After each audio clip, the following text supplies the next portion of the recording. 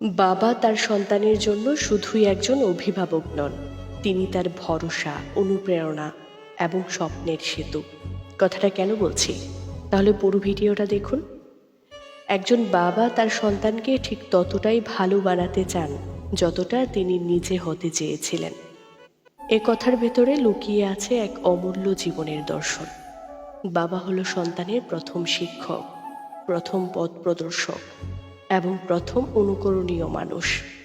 তিনি জানেন জীবনের সংগ্রাম কেমন, স্বপ্ন পূরণ করতে হলে কতটা ত্যাগ স্বীকার করতে হয়, আর কি কি বাধা অতিক্রম করতে হয়। একজন বাবা হয়তো তার জীবনের সব স্বপ্ন পূরণ করতে পারেননি, হয়তো দারিদ্রতা, সুযোগের অভাব কিংবা নানা প্রতিকূলতার কারণে তার জীবন থেমে গেছে কোনো এক জায়গায়। কিন্তু তিনি চান না সেই অপূর্ণতা সন্তানের জীবনে আসুক। তাই তিনি সন্তানের জন্য স্বপ্ন বোনেন, সেই স্বপ্ন পূরণে অক্লান্ত পরিশ্রম করেন।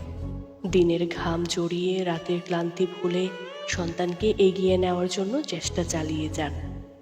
বাবা চান সন্তান তার চেয়ে শিক্ষায়, জ্ঞানে, চরিত্রে এবং মানবিকতায় শ্রেষ্ঠ হয়ে উঠুক। সন্তানের চোখে যে স্বপ্ন জ্বলে, বাবার হৃদয়ে তার চেয়েও বড় আলো জ্বলে ওঠে। বাবা জানেন সন্তানই তার অসম্পূর্ণ স্বপ্নের পূর্ণতা। তবে এখানে মনে রাখা জরুরি, সন্তানের প্রতি বাবার আশা যেন বোঝা হয়ে না দাঁড়ায়। প্রতিটি সন্তানের নিজস্ব প্রতিভা ও স্বপ্ন থাকে। বাবার দায়িত্ব হলো তাকে সঠিক পথে পরিচালনা করা, সঠিক পরিবেশ তৈরি করা এবং সাহস জোগানো, চাপিয়ে দেওয়া নয়, বরং ভালোবাসা আর স্নেহ দিয়ে তার প্রতিভাকে বিকশিত হতে দেওয়া। অতএব বলা যায়, বাবা তার সন্তানের জন্য শুধু একজন অভিভাবক নন, তিনি তার ভরসা, তিনি তার অনুপ্রেরণা এবং স্বপ্নের সেতু।